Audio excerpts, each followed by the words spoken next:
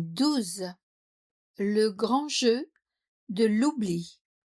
Laissez-moi vous raconter une histoire vraie. Il y a des dizaines de milliers d'années, l'humanité a volontairement accepté de participer à une immense pièce de théâtre, à un grand jeu de l'oubli, dont elle ne connaissait même pas le dénouement. La planète Terre devait servir de scène où certaines âmes étaient censées entrer physiquement, en tant qu'actrices, toutes les autres observant de l'extérieur.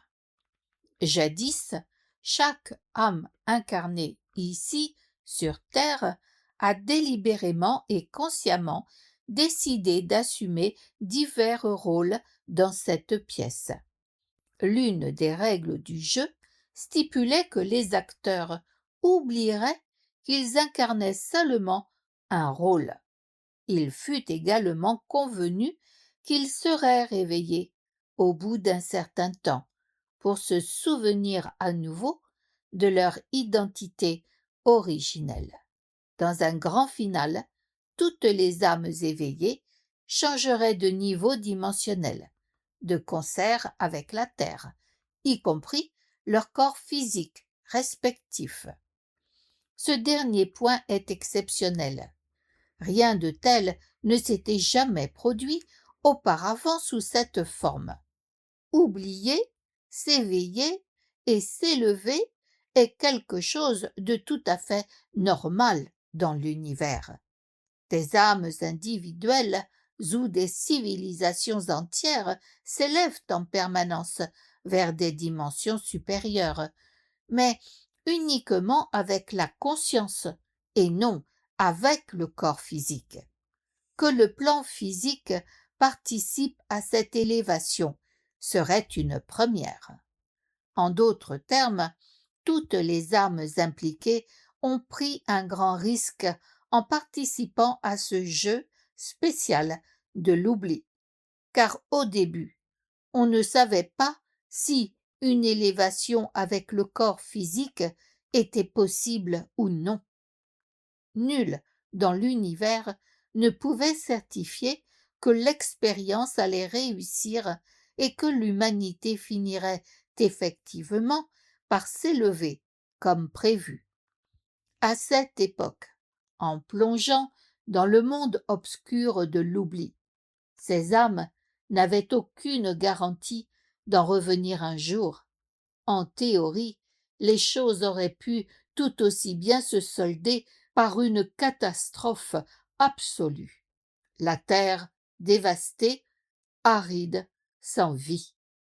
Au début du jeu de l'oubli, toutes les âmes qui souhaitaient jouer le rôle d'actrice furent mises sous une sorte d'anesthésie générale, comme convenu, et oublièrent absolument tout.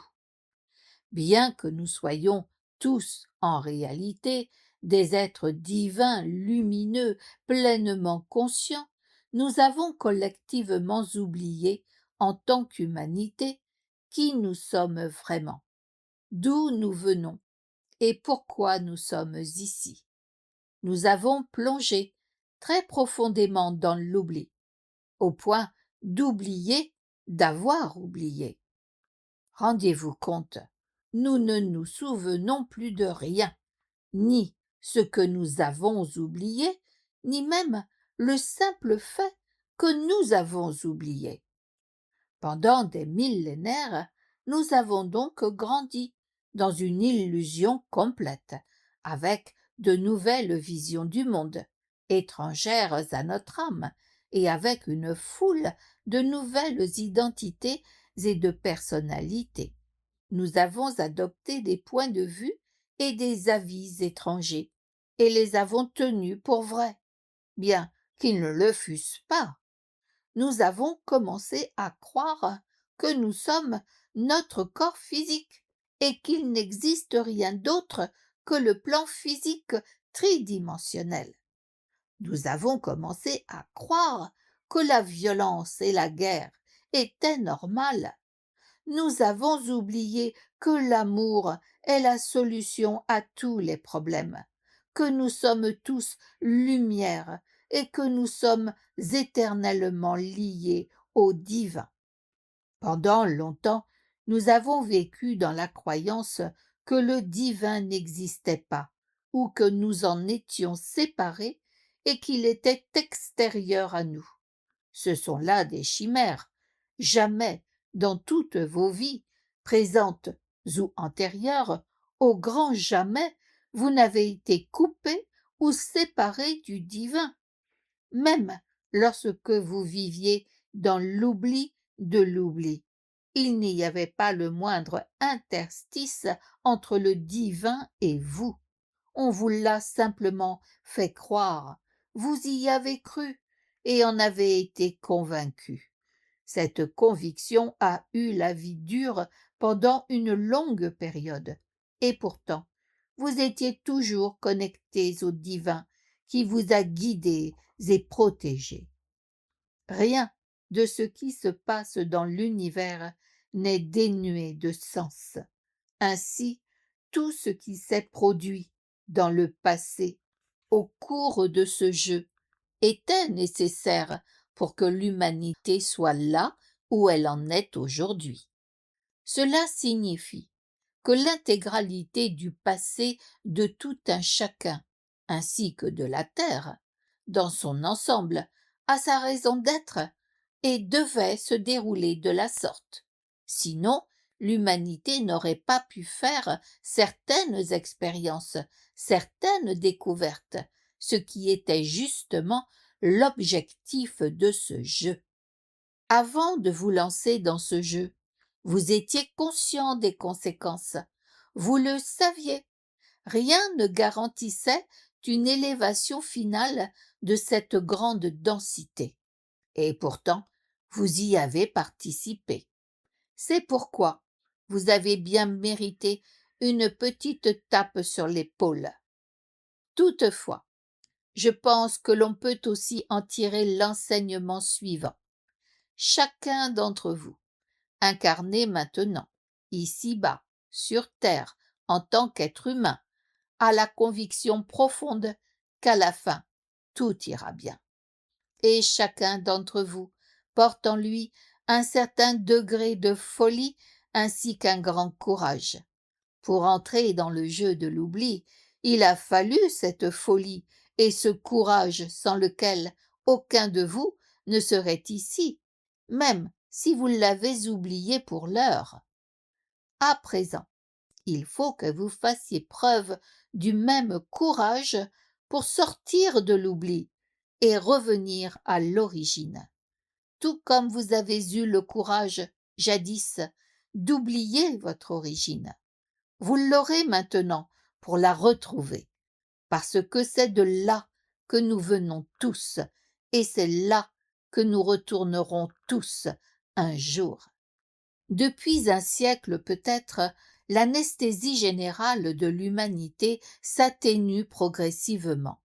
Depuis un siècle environ, la connaissance spirituelle est redevenue accessible au plus grand nombre, grâce à des ouvrages, des séminaires spirituels, etc. Depuis lors, la spiritualité endormie de l'humanité commence à s'éveiller de nouveau. Depuis lors, les humains commencent à réaliser de nouveau, consciemment, que le divin est en chacun de nous et que nous sommes nous-mêmes le divin. Et, cerise sur le gâteau, on sait dorénavant, dans l'univers, qu'une élévation comprenant le corps physique est possible et qu'elle aura bel et bien lieu. Cette prise de conscience, c'est à vous qu'on la doit, humanité terrestre, car vous avez accepté ce défi et vous vous êtes prouvé à vous-même que cela est possible.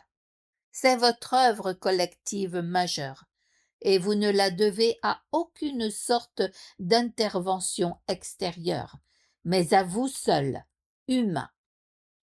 Votre accomplissement va transformer l'univers tout entier. vous écrirez ensemble une page de l'histoire de l'univers. Évidemment, une question nous brûle les lèvres. Combien de temps durera ce processus d'éveil de l'humanité? Réponse. Chacun d'entre vous en décidera pour lui-même. Chacun s'éveillera à son rythme, puisque vous êtes seul responsable de votre propre existence.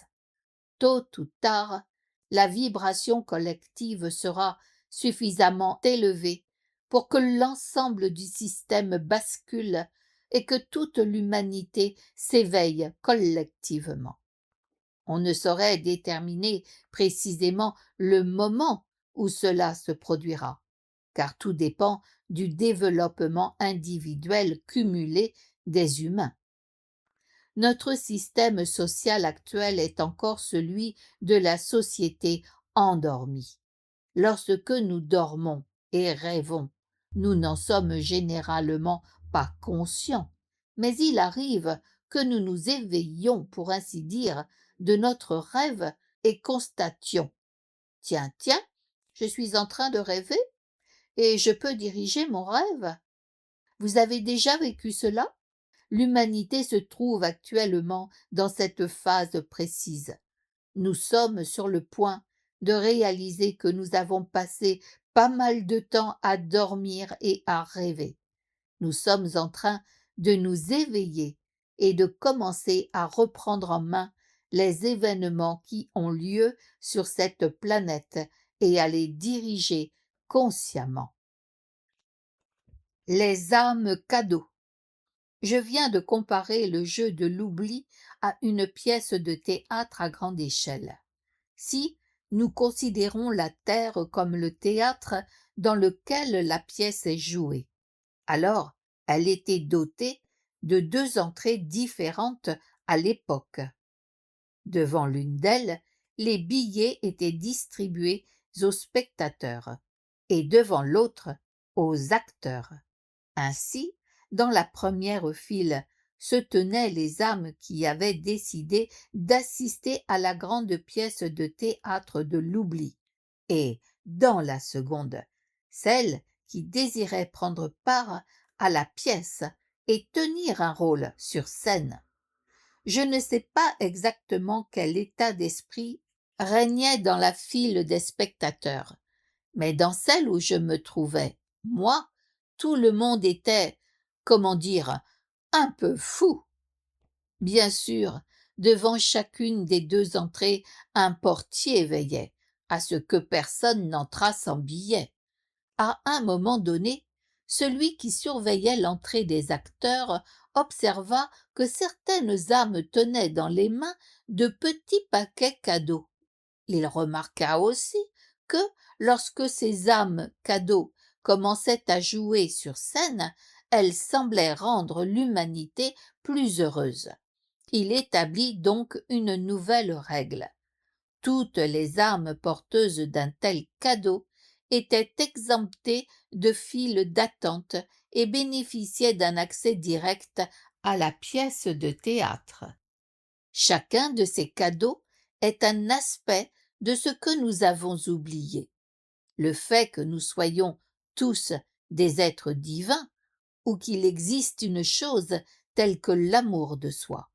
Ainsi, pendant que les âmes cadeaux jouaient leur rôle respectif sur scène, soit dit en passant, ce rôle sortait souvent un peu de l'ordinaire. À un moment donné, elles se mettaient à déballer et à distribuer aux autres leurs cadeaux. Par la suite, beaucoup de ceux qui assistaient à cette distribution de cadeaux réalisèrent à un moment ou à un autre que ce que l'âme cadeau possédait et distribuait, ils en étaient également pourvus. Ils avaient simplement oublié qu'ils étaient eux-mêmes des âmes cadeaux et qu'ils possédaient aussi un présent dans leur besace depuis le début.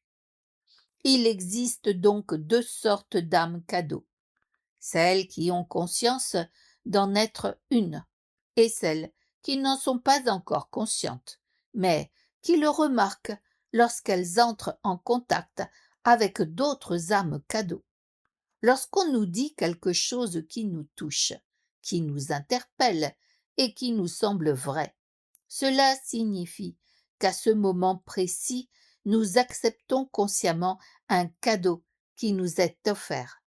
Par la même occasion, nous découvrons le cadeau en nous et réalisons que nous sommes aussi des âmes cadeaux. De cette façon, à un moment donné, tous les cadeaux apportés seront découverts et déballés.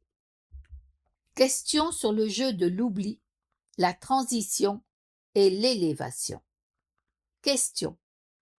Peux-tu énumérer une fois encore certaines choses que nous avons oubliées au cours du jeu de l'oubli? Réponse. Nous avons oublié qui nous sommes, d'où nous venons et pourquoi nous sommes ici. Nous avons oublié que nous sommes des êtres divins, que nous sommes faits de lumière, que nos pensées créent la réalité, que nous avons un dessein de l'âme et que notre âme est immortelle. Nous avons oublié qu'une vie basée sur le cœur ne permet pas des pratiques telles que la guerre et que la guerre ne se déclenche que lorsque nous vivons exclusivement dans le mental et que l'énergie masculine domine unilatéralement. Et nous avons oublié que tous les êtres vivants disposent de libre arbitre. Et nous recommençons maintenant à nous souvenir, peu à peu, de cette foule de choses oubliées. Question. Comment pouvons-nous nous préparer individuellement et collectivement à la transition en cours et à l'élévation à venir dans une dimension supérieure? Réponse. La première chose que nous devons nous rappeler est que nous sommes des êtres de lumière multidimensionnels et divins. Nous avons, certes, oublié cette vérité pendant un certain temps, mais nous ne l'avons jamais perdue.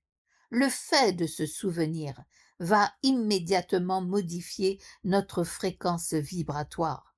Nous prenons conscience alors, par exemple, que chaque être humain, chaque animal et en général chaque créature a le droit de vivre en toute liberté.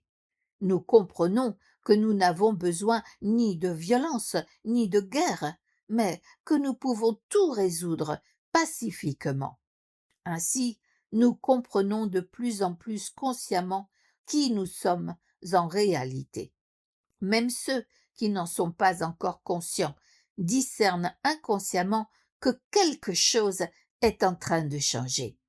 Les uns s'en réjouissent à l'avance, les autres éprouvent encore un sentiment de peur. L'élévation dans une dimension supérieure n'a en fait rien d'extraordinaire. En permanence, à un point ou à un autre de l'univers, une âme, voire une civilisation entière, passe d'un niveau à un autre plus élevé. Il n'y a rien de plus normal. Mais jadis, le changement de dimension d'une civilisation se produisait toujours de telle manière que les corps subsistaient et que seule la conscience s'élevait. Or, cette fois, nous avons affaire à une première. Le dessein divin prévoit que les corps physiques accompagnent le changement de dimension. Un effet concomitant, parmi d'autres, sera que l'ADN de l'être humain se modifiera.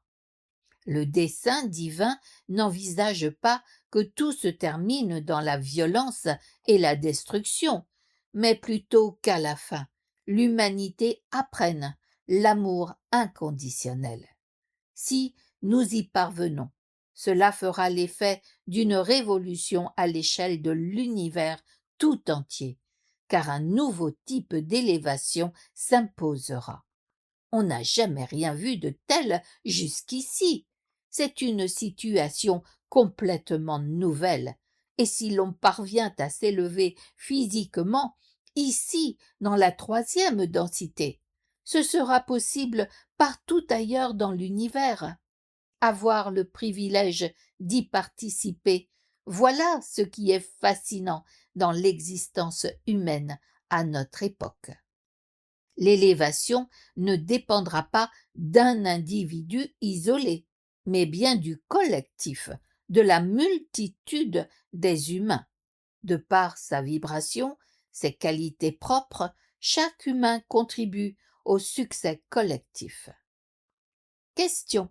Quel rôle joue l'obscurité en la matière? Réponse. Dans le dessein divin, chaque chose a systématiquement un sens. L'obscurité ne fait donc pas exception. Le divin est partout, même dans la non-lumière qui nous a imposé le voile de l'oubli. Toutes les âmes présentes sur terre aujourd'hui ont manifesté leur volonté farouche de participer à cette expérience. On cherchait des volontaires et nous avons tous répondu « Oui, je veux y participer ». Chacun de nous a accepté de son propre chef à un moment donné, même si nous savions pertinemment où nous mettions les pieds. Nous avions tout simplement envie de jouer à ce jeu de l'oubli. Pour que le jeu puisse avoir lieu, il fallait qu'une entité nous fasse oublier, et c'est justement la fonction de la non-lumière. Mais maintenant que le jeu touche à sa fin, il faut que quelqu'un nous éveille, et c'est à la lumière que ce rôle incombe. Ainsi, tous les êtres de l'univers travaillent de concert pour servir le dessein divin, mais seuls les êtres de la lumière le remarquent. Les êtres obscurs ne sont pas conscients du rôle qu'ils jouent dans le dessein divin. Pour l'heure, certains souhaitent demeurer dans la non-lumière. Il faut le respecter. Cependant, d'autres veulent en sortir, mais ignorent comment. Nous devrions leur envoyer des monceaux d'amour inconditionnel. Cela les aidera. Question. À quel stade du processus de transition sommes-nous à peu près? Réponse. La Terre est en train d'augmenter sa vibration, tout comme nous autres les humains.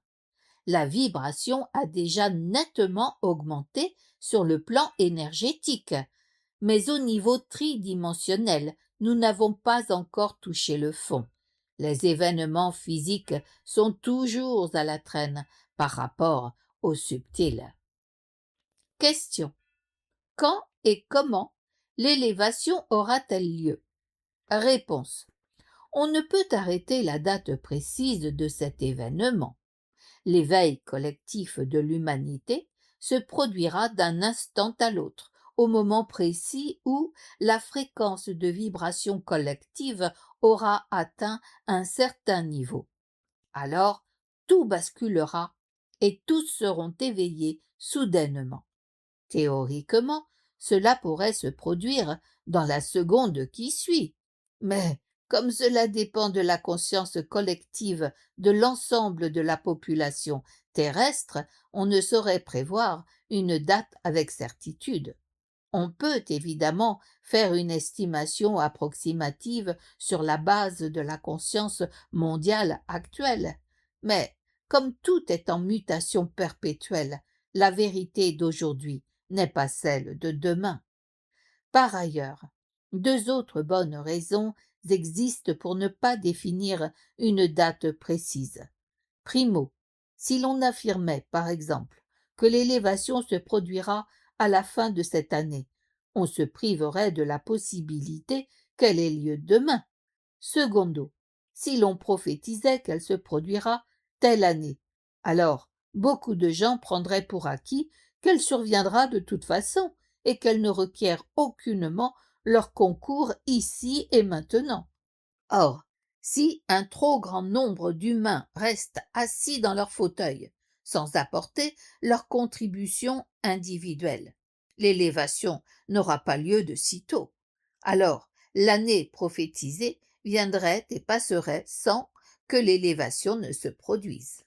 Dans ce contexte, il est essentiel de comprendre que l'éveil collectif de l'humanité et l'élévation dans la 5e dimension sont deux choses distinctes.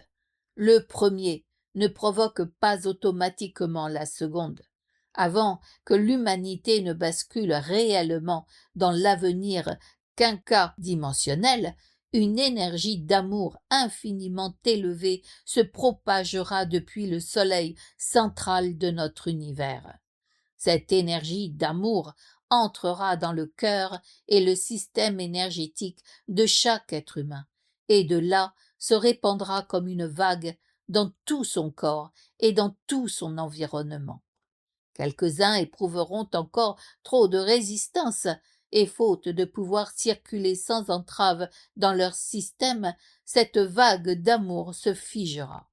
Cela mettra fin à leur incarnation, et leur âme migrera ailleurs, dans l'univers, là où la vie tridimensionnelle continue d'exister. Tous les autres, cependant, se verront offrir la possibilité de s'élever avec leur corps physique. Dans la dualité où nous vivons, nous assistons sans cesse à des jeux de victimes et de bourreaux, dont chaque occurrence donne lieu à des échanges de fractions d'âme. Une fraction de l'âme de la victime va au bourreau, et vice-versa. Ils peuvent ainsi se retrouver plus facilement dans une incarnation ultérieure afin d'équilibrer les choses et de dissoudre leur intrication. Cependant, nous devons récupérer, avant l'élévation, toutes les fractions de notre âme ainsi cédées. Ce n'est qu'une fois réintégrées en nous, toutes ces bribes d'âme perdues, que nous pourrons enfin nous élever. Question. Comment expliquer que beaucoup de gens aient le sentiment que le temps se raccourcit? Réponse. Ici, dans la tridimensionnalité, le temps existe sous une certaine forme, celle qui nous est familière. En revanche, dans la 5e dimension, cette notion de temps n'existe pas, puisque l'humanité s'achemine vers l'élévation de la 3e à la 5e dimension. Le temps va également se métamorphoser. Par conséquent, dans notre perception subjective, les jours sont de plus en plus courts. Le temps ressenti, quant à lui, est de plus en plus court. Le flux temporel terrestre est sur le point de changer, et beaucoup d'humains le ressentent consciemment ou inconsciemment. Question. Se peut-il qu'un jour, le train de l'élévation quitte la gare et que je reste à quai? Réponse. Non, mais, comme je l'ai expliqué précédemment, certains humains, et pour des raisons qui m'échappent, ne veulent pas du tout accomplir ce changement de dimension et préfèrent continuer à vivre dans la tridimensionnalité. Le moment venu, ils quitteront la Terre et se déplaceront vers d'autres régions de l'univers.